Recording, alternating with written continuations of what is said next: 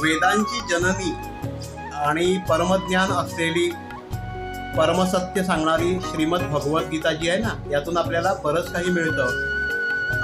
थकलेल्या कोलमडलेल्या मनाला उभारी मिळते. या भगवद्गीतेमध्ये एक वचन असं आहे की जे आहे ते नाहीसं होत नाही आणि जे नाही आहे ते आहे असंही होत नाही. तर यातून काय आपल्याला बोध घेता येईल की समजा एखाद्याने आपल्याला नको नको ते काही आरोप केले, एखाद्याने आपल्याला नको नको ते बोलला, एखादा मनुष्य काही शिव्या वगैरे घातल्या, तर एक विचार करावा की हे आहे का, तर हे नाही आहे. मग गीतेतच सांगितलं की जे नाही आहे ते आहे असं होत नाही.